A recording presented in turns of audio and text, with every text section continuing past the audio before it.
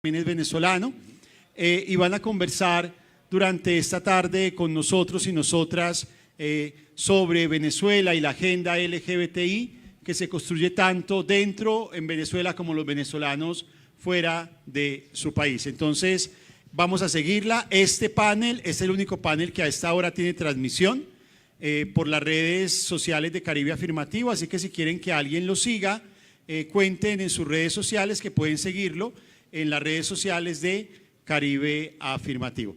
Bienvenido Francisco, bienvenida Tamara, Quiteria y Luis, y gracias por compartir con nosotros este espacio. Adelante.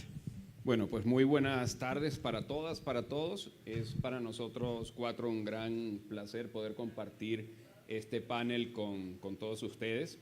Creo que ha sido una jornada larga de ya 2 días de trabajo intenso y estamos llegando a la parte final, así que les agradecemos también un poquito de paciencia después del almuerzo, pero sé que con estos excelentes panelistas no va a hacer falta que tengan ejercicios especiales para mantenerse despiertos.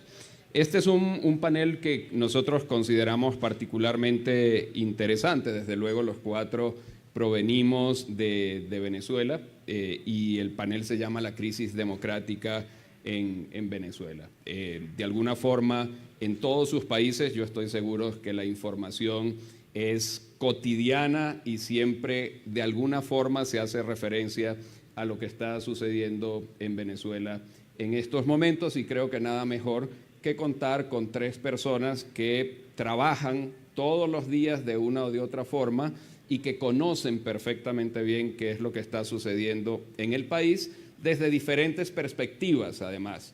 En el caso de Tamara, y aprovecho esta forma para presentarlos, Tamara es una activista política en Venezuela y social desde hace muchos años, ha sido profesora en la academia, muy reconocida también, dio el salto del que tanto hemos hablado durante estos días del activismo social a pasar al campo de la política, y ese salto de lo social a lo político le permitió en este momento ser elegida como diputada a la Asamblea Nacional de Venezuela, una de las primeras diputadas trans que se eligieron en nuestra región. Exactamente. Y por ahí vamos a tener un reconocimiento muy importante, pero desde el punto de vista de lo político, de lo institucional. Tenemos también con nosotros a Luis Meneses, un activista LGBT, trabaja sobre este tema desde hace varios años, sobre derechos de las personas LGBT y adicionalmente trabajando en temas de VIH-Sida, también con migrantes venezolanos en la costa del Caribe colombiano.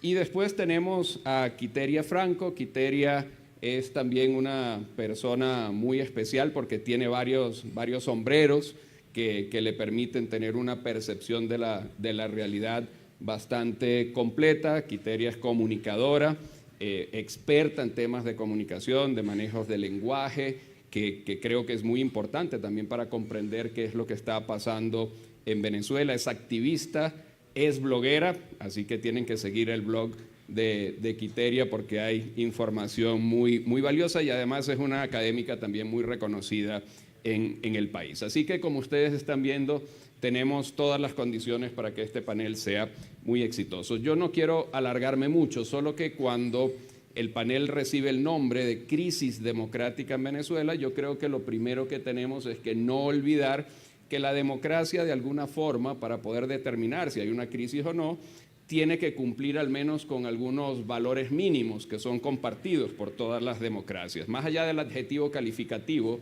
que cada uno de nosotros le quiera poner a esa democracia, pues sería muy difícil pensar en una democracia sin libertad, en una democracia sin igualdad, en una democracia sin justicia, sin pluralismo y sin respeto.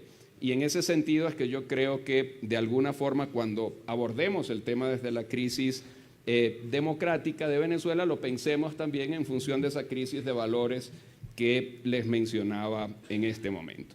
Yo creo que si uno tuviera que abordar esa crisis, si la llamamos de ese modo, pues esa crisis democrática tiene un componente, desde luego, de crisis política, de crisis institucional y después, evidentemente, de crisis económica y de crisis social, que ha generado también lo que en general todos los países de nuestra región están viviendo como un proceso de movilidad humana y de migración que ha hecho que más que nunca los venezolanos podamos estar insertándonos en las sociedades de todos nuestros países de la región. Yo quisiera comenzar quizás por una pregunta que no es necesariamente la más obvia, o quizás la que ustedes están esperando como la más obvia, y es preguntarles desde lo que ustedes hacen y desde donde lo hacen, ¿ustedes consideran que trabajar en activismo político, en activismo social LGBTI, hoy en día en Venezuela es más factible de lo que era en el pasado? Hemos avanzado y hoy en día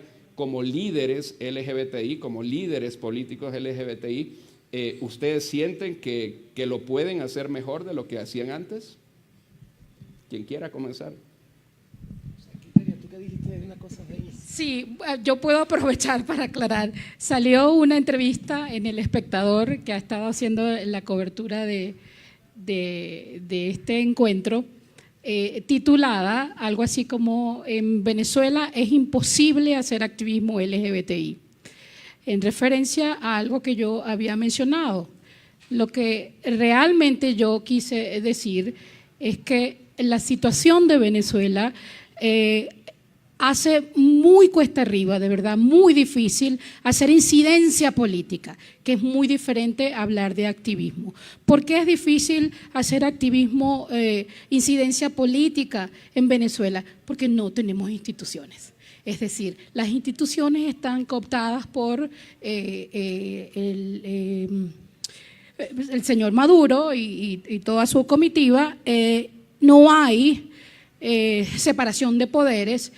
Y adicionalmente, desde hace muchísimos años, cualquier solicitud que nosotros entregamos ante las instituciones, ya sea Defensoría del Pueblo, sea la Fiscalía, no encontramos respuestas. No hay, los tribunales no responden, no responde el TCJ.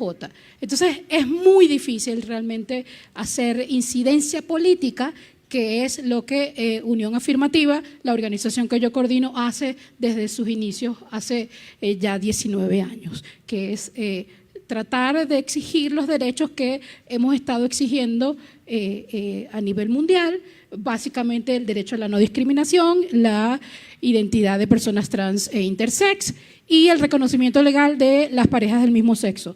No hemos encontrado respuestas precisamente por esa dificultad que hay de tratar con un gobierno que no tiene intenciones, no las ha tenido nunca, de reconocer los derechos a las personas LGBTI.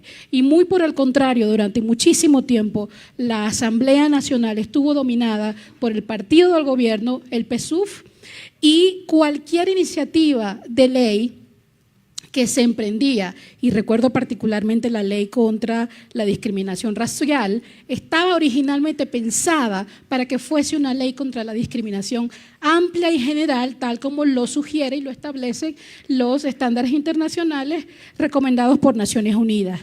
Y en aras de evitar incluir a las personas LGBTI, se modificó esa ley a mitad del camino y llegó a ser lo que hoy en día tenemos como una ley contra la discriminación racial. De igual manera sucedió con todas las leyes donde hay una mención sobre el derecho a la no discriminación por orientación sexual, identidad y expresión de género. Y eso se quedó allí. No pasó en el punto de vista práctico, esas menciones y esa prohibición de la discriminación no se traduce, ¿no? Por eso era necesario que yo aclarara, no es que es imposible hacer activismo, es muy difícil, es muy cuesta arriba, pero sí es casi imposible hacer incidencia política ante las instituciones del Estado que deberían estar al servicio de los ciudadanos. Gracias, Quiteria. Sí, te hago un añadido para tu respuesta, para que puedas hablar sobre lo mismo, pero Adicionalmente, aquí hemos hablado de todo el esfuerzo, de todo el trabajo, de todas las dificultades que se presentan para cualquier persona LGBTI para poder acceder a cargos de elección popular, para poder desarrollar un liderazgo efectivo que lo lleven a uno a poder realmente estar en los espacios de toma de decisiones. Tú hiciste ese camino, tú hiciste ese recorrido con todas esas dificultades, llegaste a la Asamblea Nacional. Le sumo, ¿qué tal es estar en la Asamblea Nacional hoy?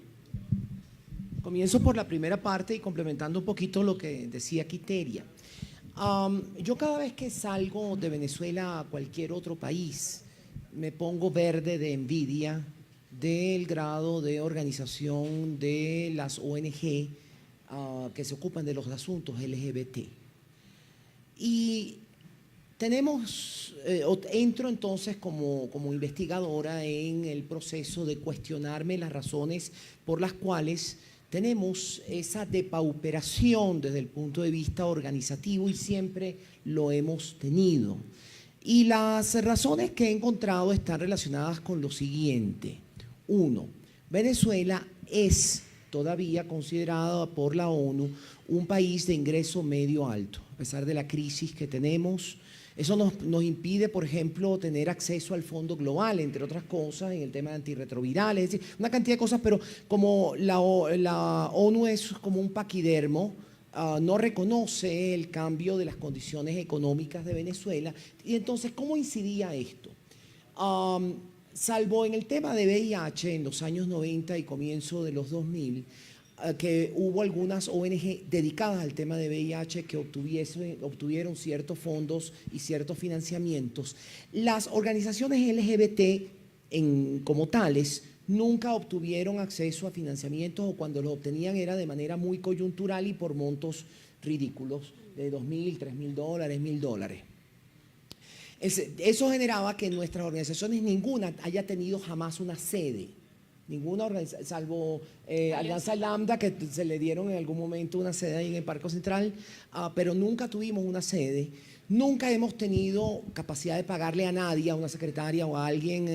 Somos 100% voluntarios, y mientras el proceso de voluntariado podía funcionar porque existía otras maneras de vivir, la crisis económica impacta necesariamente en la capacidad que tiene alguien de dedicar parte de su tiempo al activismo.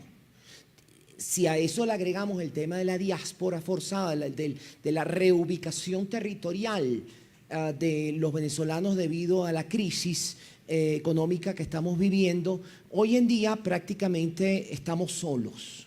No sé qué tantas personas puede tener hoy Unión Afirmativa. Yo sé que está Quiteria, pero no sé quién está ayudando a Quiteria. Yo, por ejemplo, sé que están las dos chicas de Reflejo de Venezuela y están solas. Yo sé que Ricardo Jun está solo y no tiene más nadie en Alianza Lambda. Yo, Diverlex, soy yo nada más, porque todos los demás se fueron y están en otros países. Es decir, el problema es que nos quedamos los activistas viejos, vamos a usar la palabra, con experiencia. Los activistas de más experiencia, nos quedamos solos y no ha habido generación de relevo que se haya incorporado, no porque no tengan interés, sino porque no pueden hacer ese trabajo, porque no tendrían que dejar de comer o para poder dedicarse al activismo. Entonces, creo que ahí hay una razón también importante de mencionar. La falta de incidencia está relacionada también con la falta de capacidad organizativa debido a la ausencia de fondos de toda manera, de todo tipo. Pero respondiendo a tu pregunta, ser diputada en la Asamblea Nacional de Venezuela, siendo activista LGBT, es por lo menos frustrante. Y lo digo y lo desarrollo porque no vayan como el periodista a tomar como titular esto. Y la razón es la siguiente. La intención básica de mi participación en la política era para lograr el cambio legislativo dentro de la Asamblea Nacional, ese que no se había logrado en las 4 legislaturas anteriores, desde el 2000 hasta el 2015. Entonces, ¿qué pasó? Llegamos a la Asamblea Nacional y el día antes de que tomásemos ganamos con una supermayoría. Todavía había partidos políticos en Venezuela. Hoy en día todos los partidos políticos que estamos en la Asamblea Nacional están ilegalizados, no tienen capacidad de participar en política activa.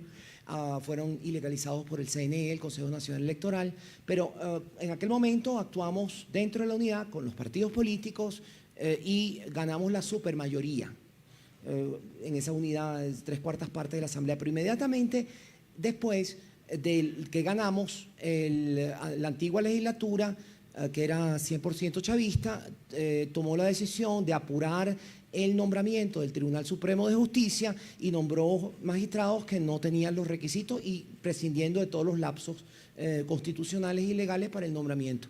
Y esos magistrados que fueron nombrados el 27 de diciembre, el 28 de diciembre tomaron la decisión de suspender las elecciones preventivamente del Estado Amazonas, 4 diputados.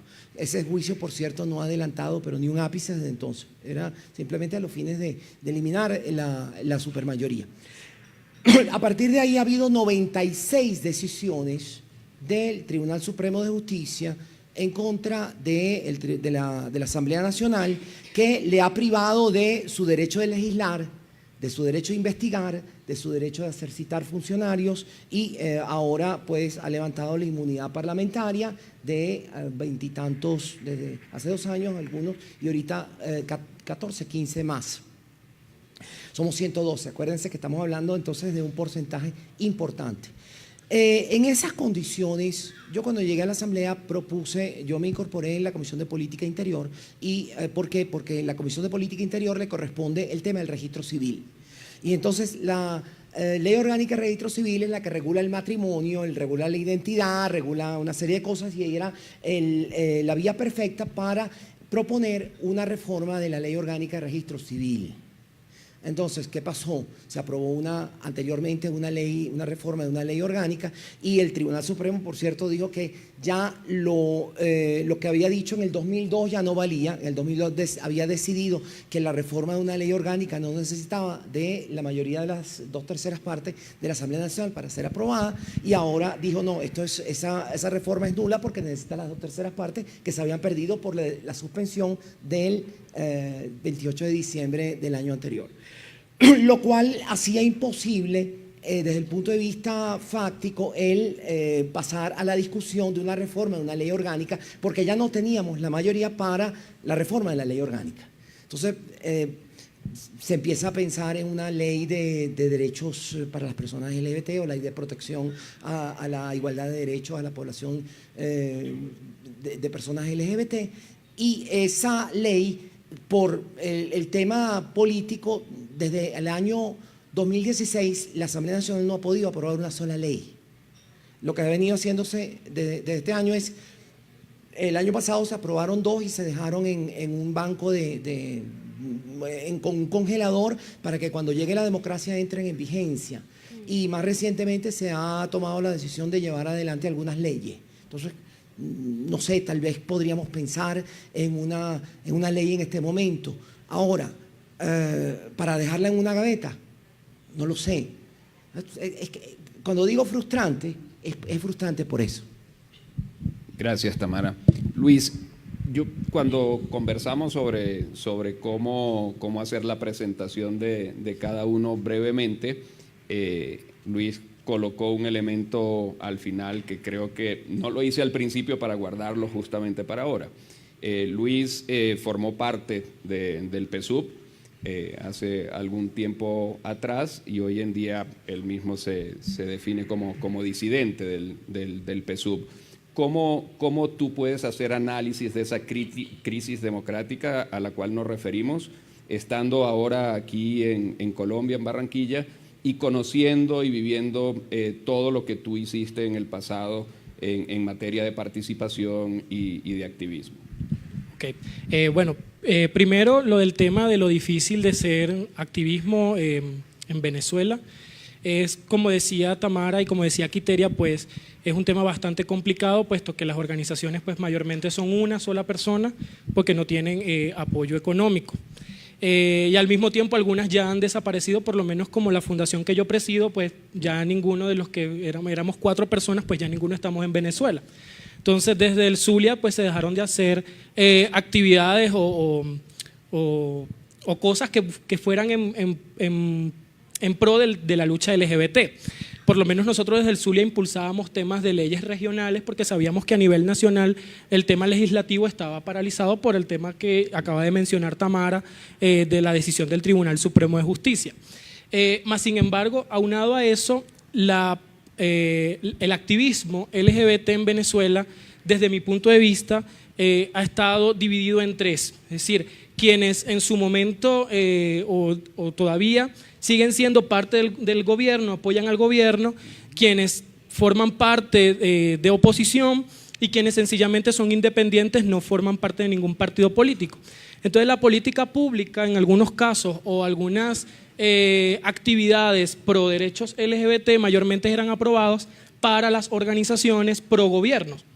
¿Con qué fin? Con el fin de promover el movimiento LGBT en favor del Estado, en favor del gobierno, en este caso de la revolución, estando primeramente Chávez y ahora Maduro. Si bien es cierto, eso debilitó ciertamente el activismo, porque entonces cuando se hacían las marchas del orgullo, pues hacían una marcha gente de oposición, por así llamarlo, y una marcha gente de la revolución. Entonces cuando tú ibas a la marcha, en el Bad King, tú veías solo en revolución es posible. Entonces ya eso te daba a ti una connotación de que todo el activismo LGBT en su mayoría era basado en temas político-partidistas, cosa que de verdad eso también debilitó el tema de hacer activismo. Además de eso, como ya lo mencioné, pues la migración de varios activistas LGBT en la región, por lo menos yo estoy acá en Colombia y aquí hay otros, por lo menos aquí está el compañero Lenin que participó en Amnistía Internacional, asimismo otros que están en otros países. Ahora, desde el punto de vista, yo como disidente del partido de gobierno, si bien es cierto, es difícil, ¿no? Poder, a veces a lo mejor ustedes que están de aquel lado y uno de este lado, ustedes pudieran pensar con qué moral a veces esta persona puede hablar de la crisis cuando él a lo mejor trabajó para el Estado, pero si bien a pesar de estar dentro del aparato público del Estado, siempre fui crítico a la mala práctica en temas de política pública, porque la legislativa nunca la pudimos llevar a pesar de estar trabajando para el Estado, de la mala práctica en política pública en materia LGBT. No existen leyes nacionales en materia LGBT, existen solamente algunos artículos en leyes que prohíben la discriminación, pero hasta allí. No hay ninguna ley en materia de identidad de género, no hay ley de matrimonio igualitario, que se recolectaron más de 21.000 firmas a nivel nacional, donde nosotros fuimos parte de esa recolección de firmas, esa entrega, eso quedó allí, o sea, se entregó a la Asamblea Nacional saliente, si no me equivoco. Entonces eso quedó allí, no avanzó. Entonces, bueno, en Venezuela de verdad se ha convertido en un tema de que no hay legislación en materia LGBT, y por eso la mayoría de las personas LGBT migran a países como Colombia, que a pesar de tener sus propios problemas como país, tiene mayor alcance, mayor avance en materia legislativa, que en política pública todavía le falte. Bueno, en eso están avanzando, y como decía Tamara, también uno se siente como un poco, diría, como dar envidia del tema, como ustedes están aquí organizados en Colombia y en otros países, que en Venezuela de verdad es prácticamente imposible. Gracias, Luis. Sería imposible para un panel como este, que además lleva el nombre de Crisis Democrática en Venezuela, no abordar la actualidad. Es decir, particularmente en Colombia, desde luego, todos los días Venezuela es tema de debate, es tema de discusión, mucha discusión sobre por qué la oposición no logra organizarse, cuán fuerte es el gobierno en este momento, cómo está funcionando la diplomacia o la comunidad internacional para intervenir de algún modo en esta crisis, en la solución de esta crisis democrática. Me encantaría que, aunque sea brevemente, pudiéramos abordar eso, porque yo sé que buena parte del auditorio también tiene interés en conocer esa actualidad. Bueno, eso es un poco difícil. Primero, yo no soy política, no soy analista político, de manera que cualquier cosa que yo pueda decir va a ser mi opinión personal. No puedo yo adjudicarme la labor de un analista político. Yo lo puedo decir desde el día a día. La situación no es fácil. Yo se lo comentaba ahora, yo soy venezolana, vivo en Caracas y no he tenido intenciones nunca de irme del país, a pesar de las circunstancias. El día a día es realmente muy, muy difícil, nos enfrentamos con una situación cada día más caótica en temas como el transporte, el acceso a medicinas, el acceso a comida, servicios médicos, electricidad, efectivo, gasolina, es decir, el contexto es realmente muy difícil y muchas cosas de las que quizás no hablamos, temas como que a mí me preocupa muchísimo la cantidad de suicidios que se están dando en el país. En Mérida, en el estado de Mérida, por ejemplo, ya está apareciendo en las estadísticas internacionales como la ciudad donde se ha incrementado 15% el número de suicidios, y eso está allí. Y lo sabemos por el trabajo de las organizaciones civiles, porque no hay estadísticas oficiales. Desde hace más de 5 años el gobierno de Maduro no publica ningún tipo de información, no publica ningún tipo de estadística. Y la poca información que nosotros manejamos es la que recaban las organizaciones de la sociedad civil, con todas las limitaciones que tenemos, como ya lo dijo Tamara. Nosotros somos parte de esas organizaciones que trabajan con muchísimas limitaciones. La muerte de niños, la muerte de mujeres embarazadas, la falta de cosas tan básicas como los condones. Señores, la cantidad de personas que se está transmitiendo, se dice la palabra, ¿verdad?, que está ahorita apareciendo en las estadísticas como con VIH, es porque no hay maneras de protegerse, no hay cómo protegerse, no hay condones en el país. Y por el lado de el embarazo adolescente no planificado, porque es que las mujeres no tenemos el derecho a decidir cuántos hijos tener o cuántos hijos no tener o no tener, porque no hay métodos para el cuidado del embarazo. No hay cómo una mujer puede ir a protegerse con sus pastillas, con el método que desee. Entonces son cosas que no leemos en las noticias, vemos la parte trágica, pero el día a día que nosotros estamos viviendo está allí. Gracias, Tamara. Desde tu perspectiva ahí sí más política, ¿qué nos puedes comentar? Bueno, continúo un poco con la idea de Quiteria antes de entrar en el otro análisis.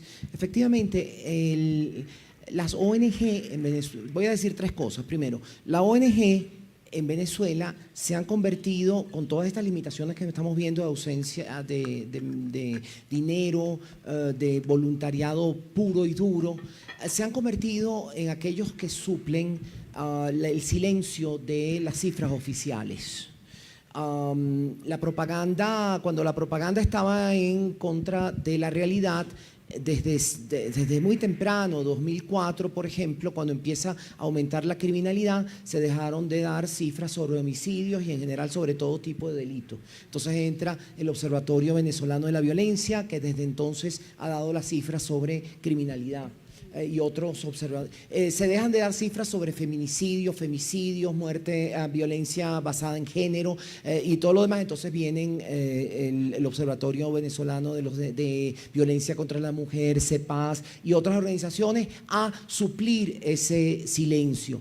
Se dejan de dar cifras sobre desnutrición infantil y entonces viene Cáritas junto con otra serie de grupos sociales organizados a dar cifras y hay 17% 50% de desnutrición infantil entre 0 y 7 años, que por supuesto siempre niega la parte oficial. Después, el tema de las muertes LGBT. Resulta que se hacen algunos estudios, AXI por ejemplo hizo 2, sobre bases hemerográficas, quiere decir que solo se tomaron en cuenta aquellos homicidios que habían aparecido en medios de comunicación, pero resulta que desde el año 2010 hasta ahora ha desaparecido el 96% de los periódicos que se publicaban en Venezuela por falta de papel. Recientemente acaba de cerrar Panorama, que era uno de los más amarillistas y en donde aparecían muchos casos de mujeres trans asesinadas, y tal, porque les encantaba el amarillismo al tabloide maracucha Panorama. Pero era una fuente para nosotros de conocer esos crímenes de odio. Bueno, al desaparecer... Tamara, puedo agregar que la última cifra que manejamos del informe que se publicó es de 2017 y hablaba de 109 asesinatos solo de personas trans. Solo de personas trans y aparecidas en algún tipo de medio de comunicación social. Hoy ya esos medios no existen. De tal manera que sería muy difícil llevar a cabo ese mismo estudio hemerográfico y así sucesivamente. De tal manera de que el rol de las ONG es absolutamente anómalo con relación a lo que una ONG hace en otro país. En otro país una ONG es un coadyuvante de políticas públicas. En el caso venezolano, la ONG se convierte en un sustituto del Estado para producción de data en muchos aspectos, lo cual es una cosa que es un rol anómalo, pero que alguien tiene que llenarlo. Y claro, esos informes se presentan a la ONU, a la OEA, etcétera, etcétera, y entonces son las cifras que empiezas a ver, por ejemplo, en el Comité de los Derechos de la Mujer sobre mortalidad materno-infantil, el aumento de 80% de la mortalidad materno-infantil, el aumento del 60% del embarazo adolescente, debido justamente a la ausencia de planes de salud sexual y reproductiva y a la ausencia absoluta en Venezuela de pastillas anticonceptivas y de condones y otros métodos anticonceptivos. Eso no es nuevo, por cierto, eso no es que este año, eso tiene ya por lo menos 5 o 6 años. De tal manera que es un proceso paulatino y de degradación. Ese es lo primero que quiero decir. Lo segundo, que ya yendo a la pregunta concreta, perdón, es que me fui, no la anoté. De la crisis. Bueno, entonces, entender la crisis venezolana es difícil. A mí me llegan ayer me pasó y me lo dijeron, le voy a decir exactamente cómo me lo dijeron, la pregunta: ¿qué coño pasa en Venezuela? Y entonces, así fue planteada la pregunta, ¿no? Y entonces yo le digo, mira, déjame explicártelo, es difícil, es complejo explicarlo, pero voy a tratar de decirlo. Debo hacer una observación también adicional. Quien les está hablando se formó en la universidad en la prehistoria, cuando todos éramos socialistas y comunistas. Y yo era dirigente en esa época, por ende tengo una formación socialista y comunista. Sigo teniendo una profunda convicción en la justicia social. Después de muchos años entiendo que no se puede llegar a la justicia social sin bienestar económico. Y eso es el punto en el cual me encuentro desde el punto de vista ideológico en este momento, lo que yo llamo el progresismo.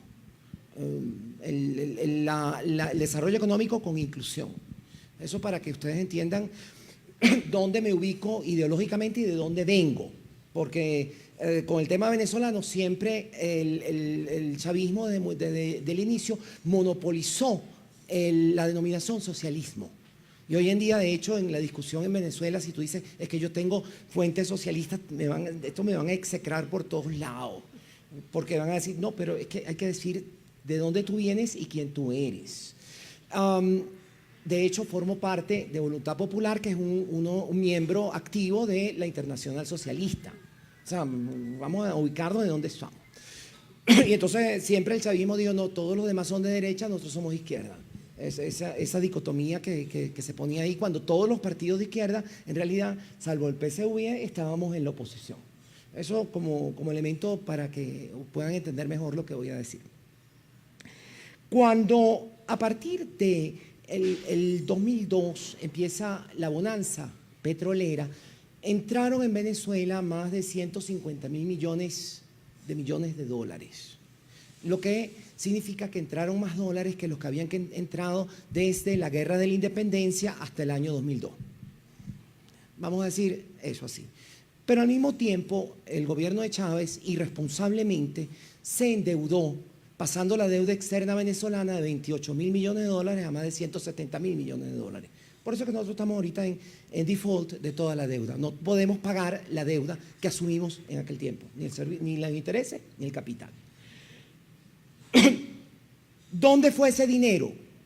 Como en un acto mágico de David Copperfield, que hace desaparecer la Torre Eiffel, se desaparecieron son trillardos, 1.000 trillardos de dólares. Se desaparecieron. No quedaron obras públicas significativas, una por aquí, una por allá, no quedaron elementos. Pero ¿qué pasó mientras tanto teníamos esa bonanza? Prácticamente se expropiaron o se incautaron, porque no se pagaron, todas las tierras productivas, en todos los ámbitos, de tal manera que el Estado posee hoy el 80% de las tierras productivas. Prácticamente todas las industrias importantes, de todo tipo, y menos importantes, porque de la de café, también se incautaron. Y la producción de esas empresas y del campo cayó en promedio, cualquier lado, entre 0 y 20% de lo que se producía antes. Como eso es notable a partir del año 2008, y todavía había algunas cifras en ese momento, la diferencia entre consumo y producción se llenó con importaciones de todos nuestros amigos, que terminó de acabar, porque se fijó un tipo de cambio subsidiado que terminó de acabar con la industria que existía. En esta caída libre se dejó de producir hierro, se dejó de producir aluminio, se dejó de producir petróleo. Nosotros producíamos 3.7 millones de barriles diarios de petróleo, estamos produciendo 530.000, que es menos de lo que produce Colombia. Yo sé que hay alguien que no le gusta oír la verdad y podemos discutirlo después con todo.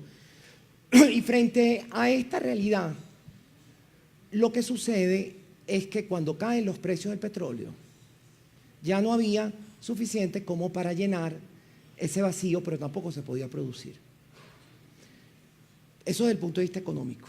Desde el punto de vista político, lo que sucede es que a partir de la elección de la Asamblea, ya sabemos lo que se hizo, se eliminaron los partidos políticos, se llevan a cabo elecciones fraudulentas. Smartmatic, que era la compañía que hacía la parte del voto electrónico, empieza a decir, mira, ahí por lo menos 1.300.000 votos fraudes se añadieron. Y cuando llegamos al punto de adelantar 8 meses la elección presidencial, no había partidos políticos para participar en elecciones donde Maduro se quería reelegir y tuvo a 2 personas más como supuestos contrincantes. Esa fue el periplo que se hizo, que se transitó desde el punto de vista económico y desde el punto de vista político. Cuando tú me haces la pregunta ¿dónde estamos? Bueno, estamos en las consecuencias de las aguas de esa tormenta que se sembró. Se sembró una tormenta desde el punto de vista económico y se sembró una tormenta desde el punto de vista político. Que una retroalimenta a la otra, es verdad, pero que tú las puedes separar. Yo siempre he dicho que si se hubieran tomado políticas públicas de corregir el tema económico, no estaríamos en la crisis económica en la cual estamos, pero pudiéramos estar en la misma crisis política. El problema es que las dos crisis se han adelantado y estamos en este punto en el cual más o menos el 17% de la población venezolana ha huido de Venezuela por razones económicas en los últimos 4 años, de acuerdo con la cifra de la ONU. Fernando, si me permites agregar algo a ese recuento que hizo Tamara, hay algo que mencionar, que hubo mucha corrupción y expropiación y destrucción de la empresa petrolera en Venezuela. Es decir, yo jamás voy a olvidar aquel 2002, en pleno proceso de paro petrolero, a Chávez enfrente de su programa dominical, tocando un pito, votando a los empleados de PDVSA. Y en ese momento, si mal no recuerdo la cifra, fueron 15.000 empleados, 22.000, me estaba quedando corta, 22.000 empleados de la empresa petrolera con más prestigio en todo el mundo. Y eso, aunado a lo que ya dije, la expropiación de empresas, fincas de todo tipo, fue lo que poco a poco fue causando el desastre en el que estamos. Y sí quiero agregar cómo toda esta crisis ha afectado a las personas LGBTI, pero tenemos que tomar en cuenta que antes de todo este desastre económico y político hay una condición preexistente de discriminación y no reconocimiento de derechos a personas LGBTI. Es decir, eso estaba antes de la crisis. No teníamos leyes, no teníamos ningún tipo de protección. La aparición de esta crisis actual en la que estamos lo que ha hecho es agravar esa condición preexistente a las personas LGBTI. ¿Y qué comenzó? ¿Cuáles fueron las primeras medidas de solución o posible solución en el 2016? Fue cuando se comenzó a implementar, por ejemplo, el sistema de bolsas que hoy en día son cajas también CLAP. No recuerdo el significado de las siglas, pero lo que hacía comités locales de abastecimiento y producción, que no son ningún tipo de producción, ahí no hay producción, ahí lo que hay es un grupito de personas que hacen uso de dólares preferenciales para importar productos y distribuirlos casa por casa previo a un censo. Se hacía un censo, se hace todavía un censo y había ciertos requisitos que se le pedía a la gente como el carnet de la patria. ¿Qué sucedía con las personas LGBTI? A las personas trans, por ejemplo, previo a esa distribución de cajas, se implementó un sistema de instalación de huellas digitales, máquinas biométricas en los supermercados y se establecía días de compra por el último número de cédula. Ahí comenzó la discriminación hacia personas trans. Cuando se presentaban y mostraban su cédula y esta no era correspondiente con su apariencia física, venía el proceso de discriminación. A la misma Tamara le pasó. Y claro, claro, y ahí venía el trato discriminatorio de considerar las posibles delincuentes, falsificadoras de documentos, etcétera. Mientras que en el sistema CLAP, en ese proceso de censo casa por casa, cuando llegaban a una casa donde había una pareja conformada por personas del mismo sexo, no se les censaba bajo la excusa de ustedes no son familia. Y como no somos considerados familias, pues no éramos censados. Y ahí teníamos dos maneras en que esta crisis nos estaba comenzando a afectar doblemente. Solo para mencionar, en 2015, en una audiencia en la Comisión Interamericana de Derechos Humanos, quien les habla presentó un trabajo de documentación de la situación de derechos humanos de las personas LGBTI en Venezuela. Y en ese momento denunciamos que desde el año 2012, quien todavía está Maduro comenzó en un acto público a utilizar la orientación sexual real o percibida del oponente político para descalificar. Y eso fue transmitido en televisión, él haciendo burla de, creo que fue a Capriles Radosky en ese momento, a quien llamó mariposón. Y de ahí eso fue sencillamente licencia para que desde el Estado se comenzara a discriminar, porque después de Maduro lo hicieron ministros, lo hicieron diputados, lo hicieron alcaldes, el uso del insulto, orientación sexual, identidad o expresión de género para descalificar al oponente político. Gracias. Luis, quizás Tamara cerraba su intervención mencionando un número, un porcentaje de venezolanos que han tenido que salir del país, y tú en este momento igual estás en Barranquilla. Hay un tema. Ahora hacemos Podemos las hacer preguntas, después por favor, todas para las- no interrumpir el... Veo que a usted no le interesa o sea, que tiene obnubilación política, pero podemos sentarnos. Ahora en las preguntas lo charlamos.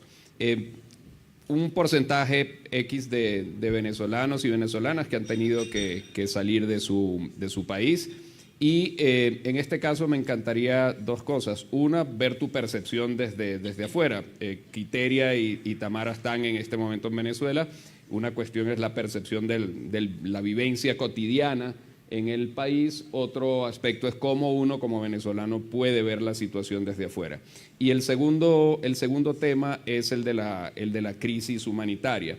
Quienes por lo menos en este caso estamos en Colombia, podemos evidenciar todos los días en cada esquina de esta ciudad en Bogotá, y así sucede en buena parte del país, las dificultades por las cuales los compatriotas venezolanos y venezolanas están pasando. Y eso sucede, y ustedes no me dejarán mentir, en Perú, lo podrán ver en Chile, lo podrán ver en Argentina, lo podrán ver en diferentes países en los cuales han sido los centros principales en Latinoamérica que han recibido esa migración.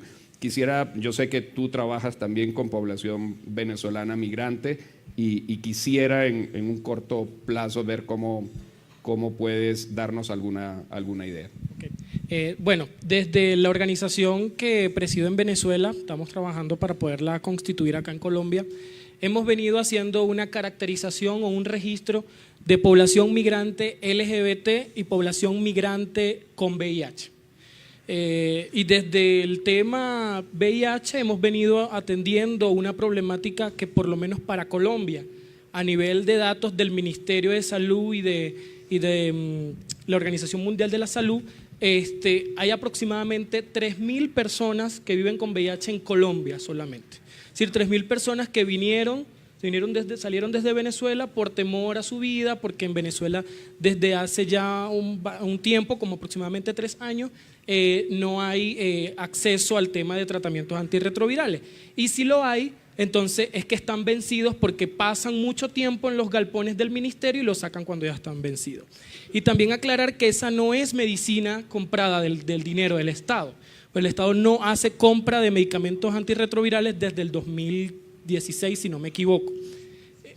Entonces ha sido la organización AIDS4AIDS con la cual trabajo actualmente aquí en Colombia quienes ha venido atendiendo esta población venezolana con VIH. Actualmente con un plan maestro que creó ONUCIDA con Fondo Mundial, se pasó a una gran población de venezolanas con el TLD, que es el dolutegravir, tenofovir, lamivudina, como un plan maestro, porque muchos de los esquemas pues ya no los hay, entonces por tal motivo poder abarcar a esta población. Acá en Colombia, como les mencioné, son aproximadamente 3.000 personas por número del ministerio.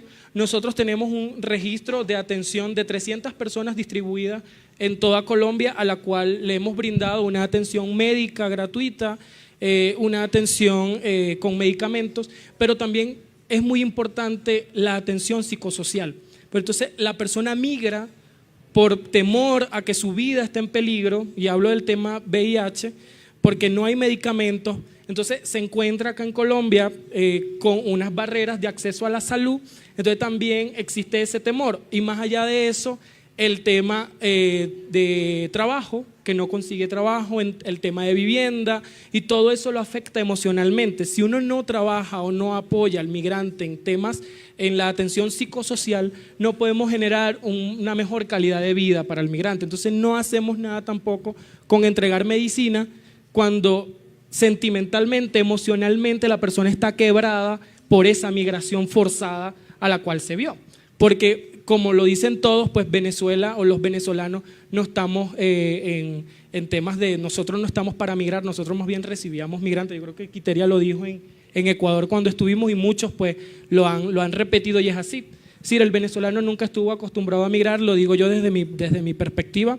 Yo me vine por persecución política del actual gobernador del estado Zulia, por lo cual decidí venirme, y al principio pues me tocó fuerte, pues me tocó hacer cosas que yo no hacía.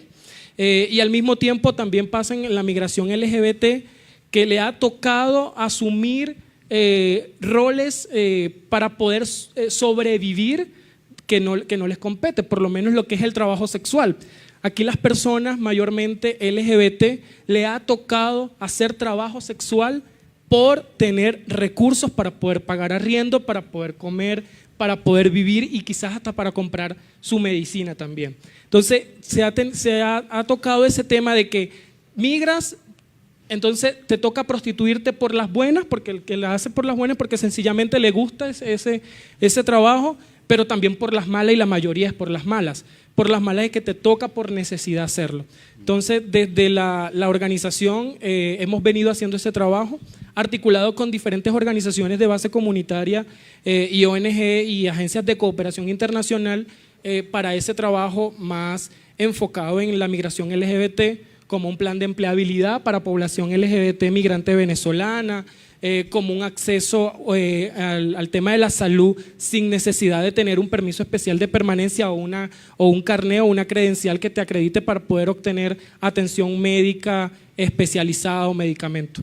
De verdad que es fuerte ver también esa población que es nuestros pares, verlos en esa situación tan mal, tan de calle, que de verdad nos toca asumir este trabajo desde adentro, como lo están haciendo Quiteria y Tamara, y desde afuera, como lo estamos haciendo nosotros acá, que es bastante fuerte también. Si ya en Venezuela es fuerte, imagínense hacerlo desde un país que no es el nuestro, pero igual seguimos allí haciendo ese trabajo. Perfecto. Sí, ahí, no sé, en este momento la población venezolana oficial son 28 millones, 30 millones de personas. No lo sabemos, el último censo que se hizo en el 2011, fue muy desacreditado desde el punto de vista metodológico, por ciertas razones relativas a el miedo que se tenía. Todo el mundo puso un abuelito en la casa.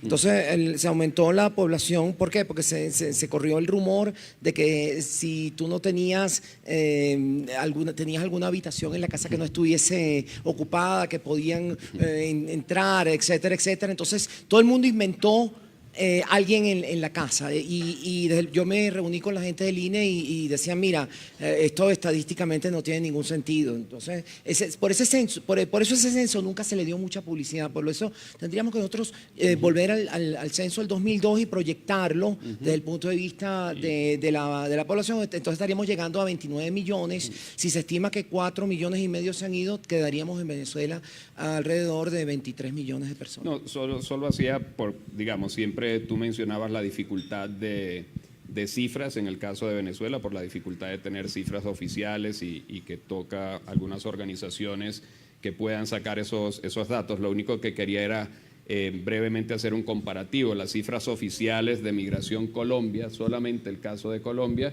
es personas registradas por Migración Colombia, son 1.300.000 venezolanos aproximadamente, más cerca de 500.000 colombianos retornados de Venezuela que ingresaron al país en los últimos años. Ese es, digamos, claro, solamente el caso Colombia, sin contar lo que ha sucedido con el resto de nuestros países hermanos, para que nos dé una idea, ¿no? Es que, fíjate, ese número es el oficial que tiene migración registrada, pero existe más población. Hay población que ha pasado por las trochas, que no ha pasado, o sea, es decir, no ha pasado por los canales de frontera de migración que no están contabilizadas. Yo consideraría que en Colombia existe un aproximado de 2 millones de personas venezolanas. Es decir, no está todavía contabilizada. De hecho, actualmente el Estado colombiano no ha decidido qué política implementar para la regularización de la población mayormente irregular. Porque el año pasado se realizó un llamado censo, pero era un registro administrativo que lo hizo la Unidad de Riesgos y Desastres con el fin de poder saber cuánta población venezolana había irregular. Muchos no se registraron por temor a creer que eran por deportaciones y todo eso, por desinformación. Y eso arrojó un aproximado de casi 500.000 personas de forma irregular. Pero esas 500.000 oficiales, pero yo conozco más de 100 personas que tienen aquí mucho tiempo y no se registraron. Entonces, todavía el Estado no sabe qué hacer porque saben que existe más población irregular que la población que ha podido entrar de forma regular con pasaporte, porque obviamente la irregular es porque sencillamente en Venezuela pues desde hace mucho tiempo sacar un pasaporte es imposible, al menos que tengas dólares y tengas una palanca bien fuerte en el SAIME para que te puedas sacar tu documentación. Vale, no, ya finalizamos básicamente el tiempo, solo quería darles un minuto a cada uno. Estamos en un espacio, digamos, entre hermanos, hermanas, compañeros, compañeras, y creo que siempre es bueno al final, en situación de crisis, cualquiera de ellas sea, hacer un llamado a la solidaridad, a la sororidad de quienes estamos en la sala. ¿Cómo lo ven ustedes y cuál es el rol que estas organizaciones, amigas, compañeros, compañeras, pudiéramos de lucha, de sacrificios, de esfuerzos, pudieran hacer para mejor comprender qué es lo que sucede en Venezuela y cómo pudieran aportar desde sus diferentes espacios para ayudar a la solución de esa crisis? Sí. Bueno, yo podría mencionar 3 cosas. Primero, a las organizaciones LGBTI colombianas. Yo he estado trabajando con algunas aquí. Yo les pediría comenzar a hacer un registro ordenado, riguroso de la cantidad de personas LGBTI provenientes de Venezuela que se acercan a sus organizaciones y comenzar a documentar las condiciones en las que están llegando, las necesidades que tienen, número. Dado que en Venezuela no tenemos cifras oficiales, nosotros necesitamos que las organizaciones LGBT acá en Colombia nos ayuden con eso. En el más reciente informe que nosotros entregamos a la CIDH, que fue en noviembre del año pasado, las únicas cifras que pudimos mencionar fueron las cifras que publicó Caribe Afirmativo de un sondeo preliminar que hicieron de la cantidad de personas LGBT que han comenzado a atender en sus casas de paz. Eso nos ayuda a nosotros para ir visibilizando la situación de las personas LGBTI que se han visto forzadas a emigrar. Eso en primer lugar. Y tratar de que trabajemos de una manera coordinada. A nosotros nos sirven esas cifras, a ustedes también. Y tener en cuenta que lo que estamos haciendo es documentar y tratar de buscar el beneficio a las personas LGBT. Luego, yo diría a las personas LGBT, por favor, incorpórense a las organizaciones aquí, ofrezcan su trabajo voluntario o traten de incorporarse, traten de colaborar, traten de asimilarse al país donde están llegando. La inmersión cultural es parte de ese proceso. Asuman una actitud positiva, proactiva y asumir que a pesar de la situación o las condiciones que les obligaron a salir, están llegando a un país que les está abriendo las puertas. Aprovechen eso, sean solidarios y hagan su mejor esfuerzo para incorporarse en esta cultura. Y finalmente, miren, a los colombianos, por favor, donde vean a un venezolano, abrácenlo, entiéndanlo, porque nosotros estamos viviendo una situación muy difícil y lo que más necesitamos es la comprensión y la solidaridad de nuestros países vecinos y hermanos.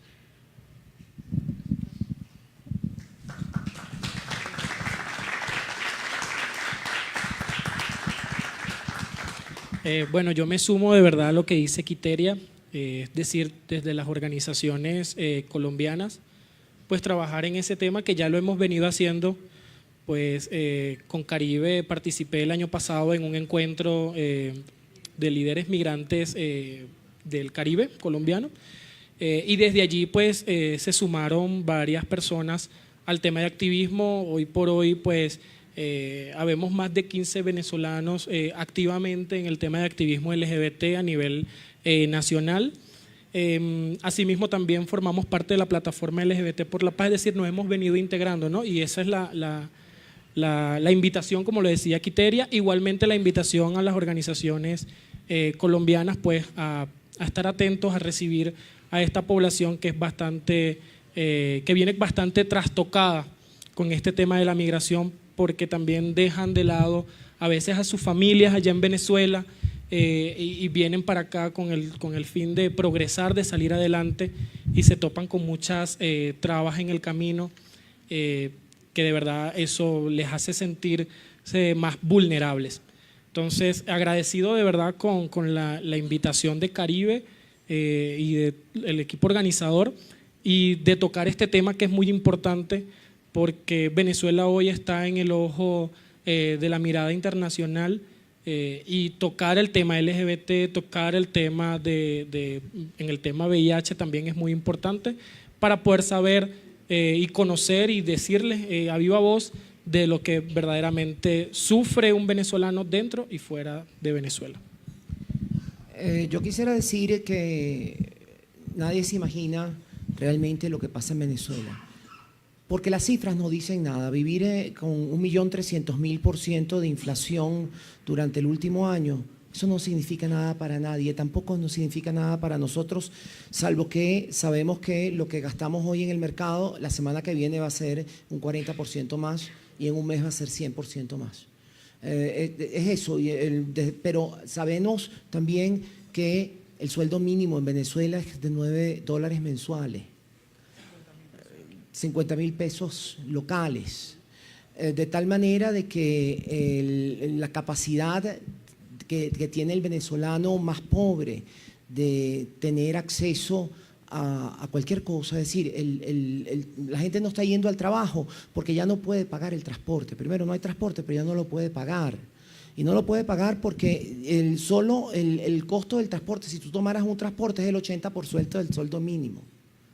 Ya no tendría sino un 20% del sueldo mínimo. Entonces, ¿para qué vas a ir a trabajar si el 80% lo estás gastando solo en el transporte? Entonces, tienes cantidad de problemas que no se puede imaginar la gente sino cuando los está viviendo. De tal manera de que lo único que le quiero decir es que por favor sientan esa empatía necesaria.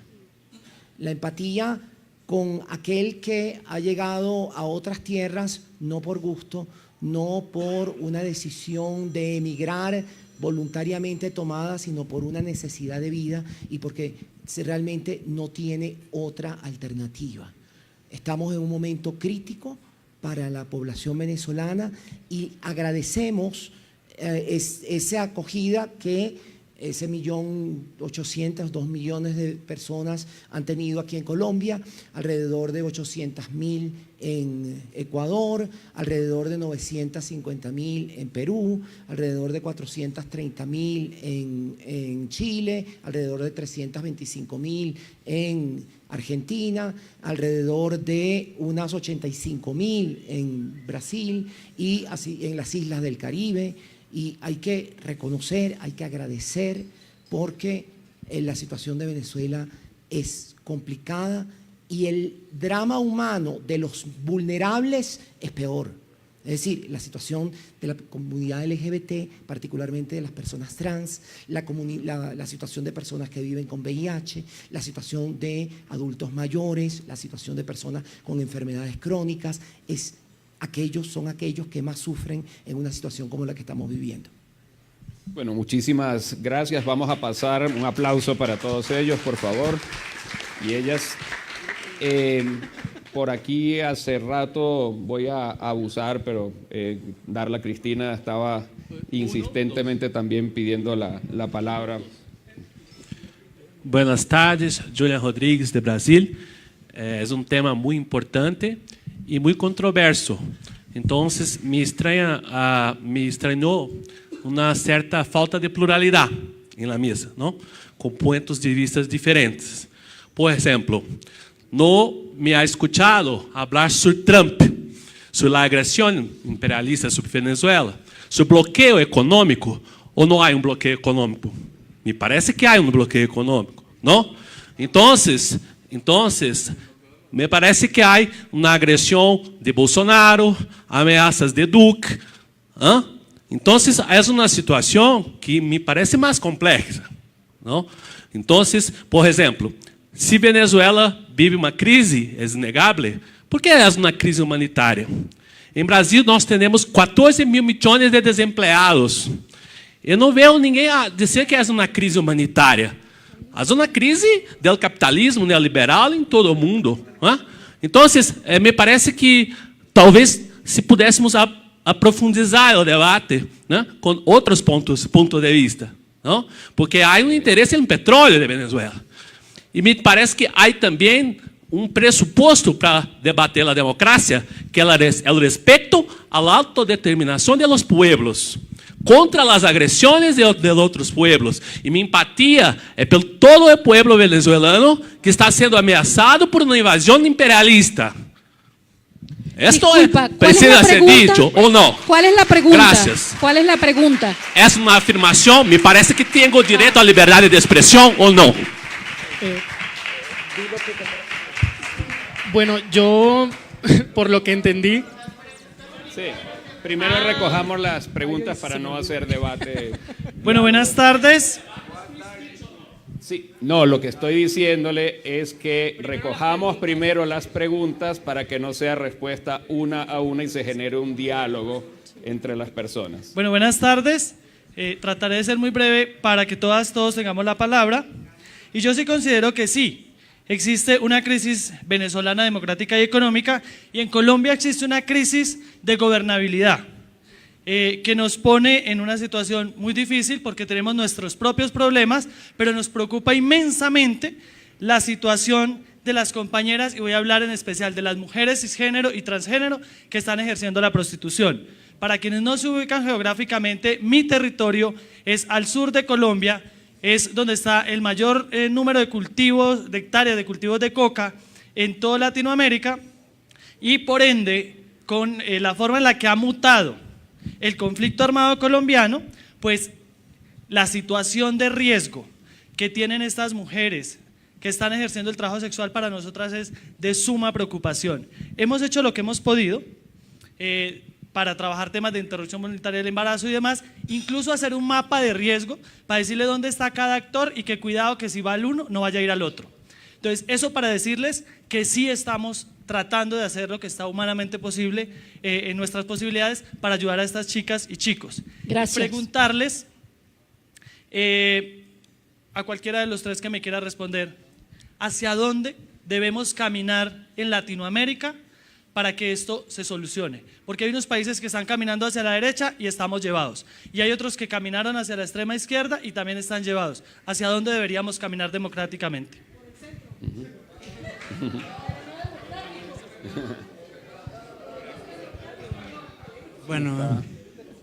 Bueno, mi nombre es Charles Naider Calleja, yo soy de origen cubano, pero vivo en Colombia hace muchísimo tiempo, y también salí de Cuba por una situación que tenía que ver en su momento con restricciones a las libertades.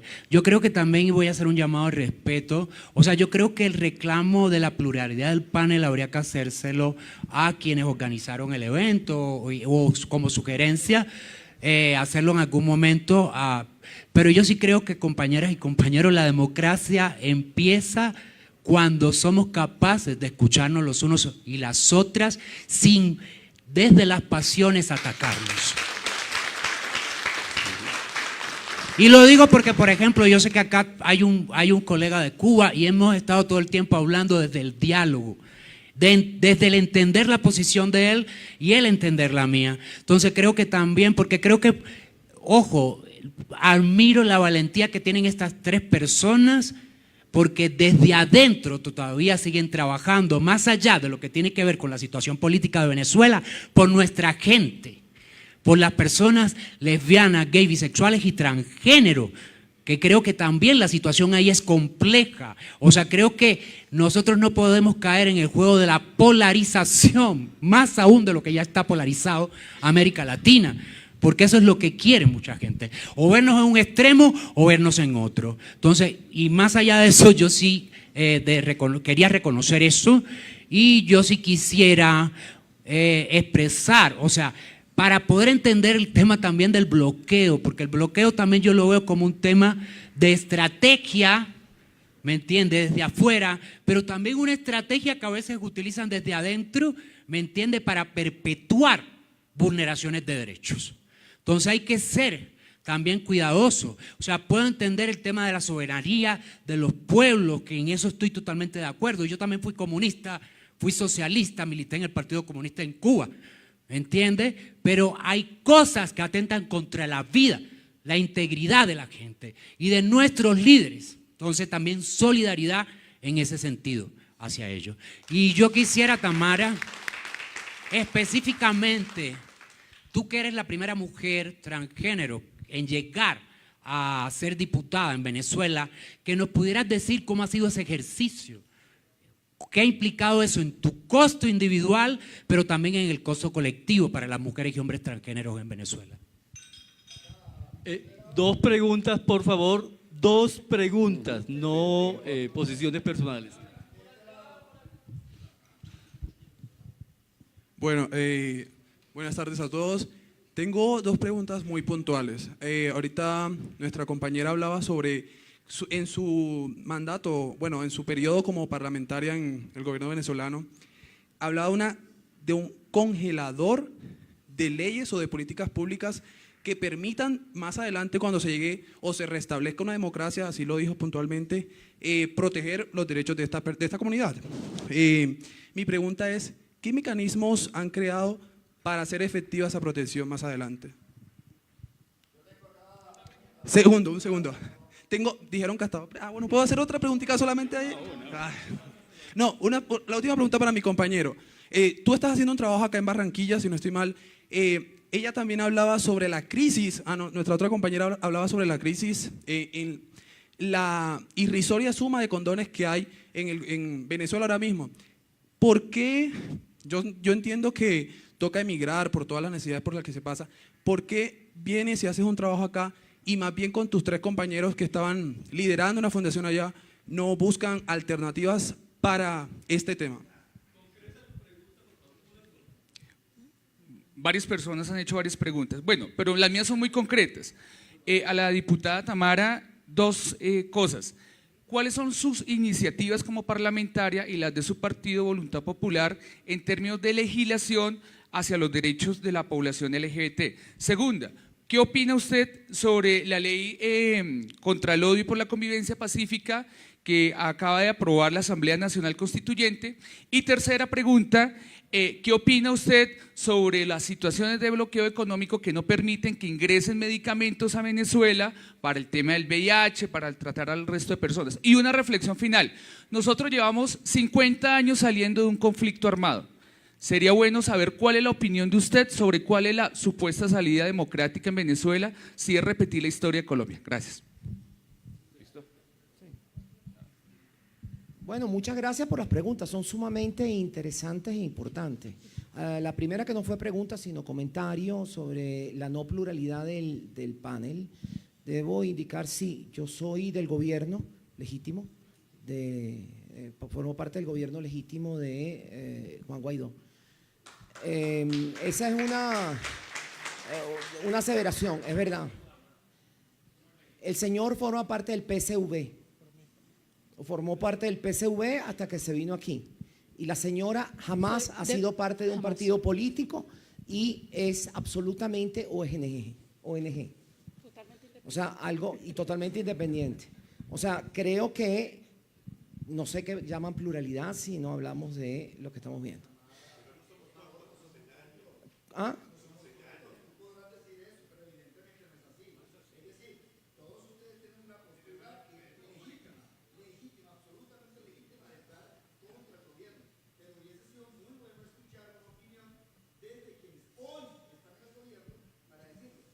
En la usurpación para mí, pero bueno, es otra cosa. En fin. Pero no vamos a entrar.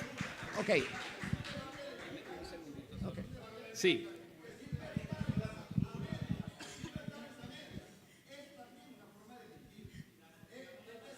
Nixon. Yo quería...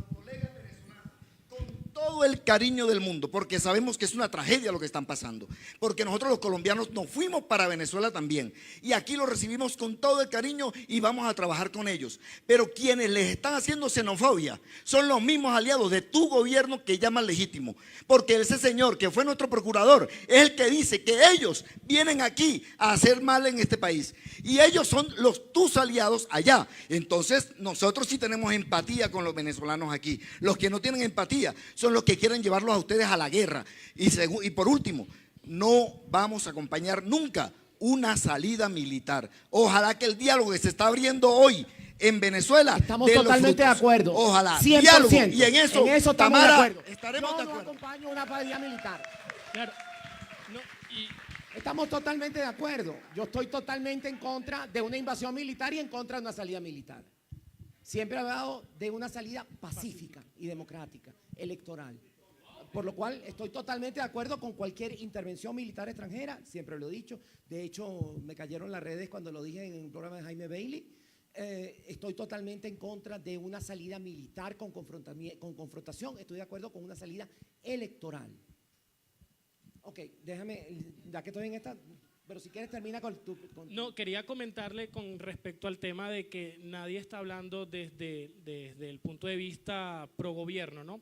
Por lo menos en mi posición, yo soy disidente, formé parte del gobierno como tal, más sin embargo, desde la perspectiva que yo venía trabajando, era más desde lo que yo podía lograr desde el Estado, que en este caso era el Zulia, en la gobernación del Zulia, implementar una política pública. Es decir, a nivel nacional no existía o no existe una política pública en materia LGBT de acceso a asistencia social, cuestión que daba el Estado venezolano. Pero en el Zulia, desde la gobernación del Zulia, cuando yo asumí algunas responsabilidades en diferentes secretarías, sí implementaba que toda política pública que era para los venezolanos y en este caso los zulianos, si fuera llevada para la población LGBT. Creo que solamente nosotros logramos hacer eso a nivel nacional porque no conozco ninguna otra organización o algún otro activista pro gobierno que haya implementado eso. Y segundo, con lo que decía el compañero del tema de Bolsonaro, de Duque, yo no quiero entrar en temas políticos o de presidencia, en el tema de la presidencia, sino que sí es muy importante que el gobierno colombiano, indistintamente quien lo lleve ahorita, Sí, el gobierno colombiano, indistintamente quien lo lleve ahorita. Luis, porfa, si yo les pediría de alguna forma que por favor, como debe ser, tenemos unos panelistas que fueron invitados por la organización, están intentando expresarse, para eso los invitaron, y gritando y chillando desde el auditorio no vamos a resolver nada. Ni va a cambiar lo que ellos dijeron, ni va a cambiar lo que ustedes piensan. Claro. Entonces intentemos de alguna forma, le hicieron unas preguntas otros compañeros y compañeras que puedan responder dentro del respeto que cada una de las personas merece. ¿Sí? Sí, quería terminar que desde el Estado colombiano sí se ha implementado mecanismos de protección para la población migrante venezolana, porque para eso se creó el permiso especial de permanencia, que en la práctica y muchas veces no es totalmente efectiva, es otra cosa. Para eso estamos desde acá adentro haciendo crítica para que el Estado implemente una verdadera política pública tanto para los colombianos retornados como para los venezolanos. Había varias preguntas que voy a Tenemos resumir. un minuto. Un minuto, ¿sí? ok. Entonces voy a dejar algunas preguntas. Se habló de una política de iniciativas legislativas.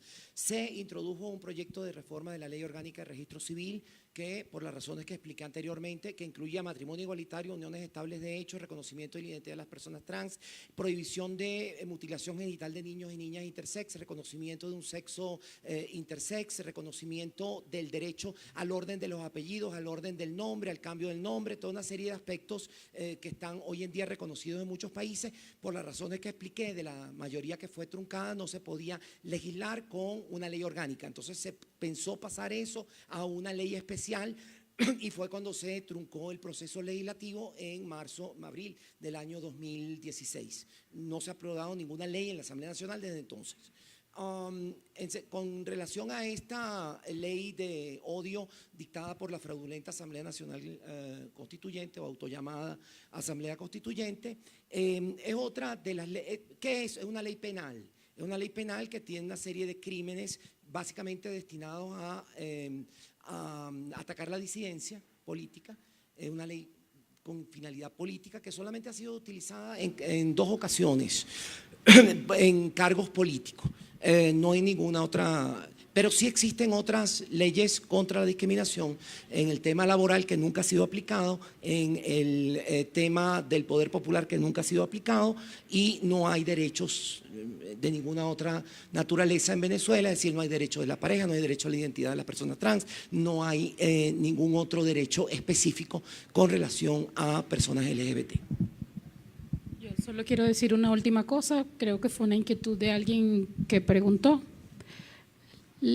Esto es mi opinión, las agendas de igualdad e inclusión en Venezuela, en Colombia, en cualquier parte del mundo, tienen que estar alejadas de ideologías de derechas y de izquierdas y tienen que estar enmarcadas en los derechos humanos. Bueno. Muchísimas gracias, Quiteria, Luis, Tamara. Fue un gusto.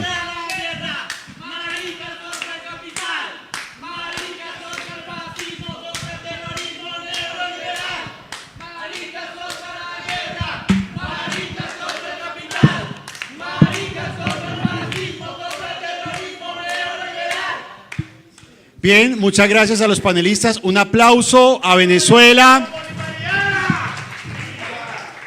Les invitamos a tomar el refrigerio y a las 5 de la tarde, es decir, en 35 minutos, daremos inicio a la plenaria final con la que clausuramos este encuentro, que es la plenaria sobre neoconservadurismos, religiones y alianzas estratégicas para hacer frente a todos los vientos de retroceso en materia de derechos humanos. Con esa plenaria terminaremos el encuentro, así que salgamos al refrigerio y en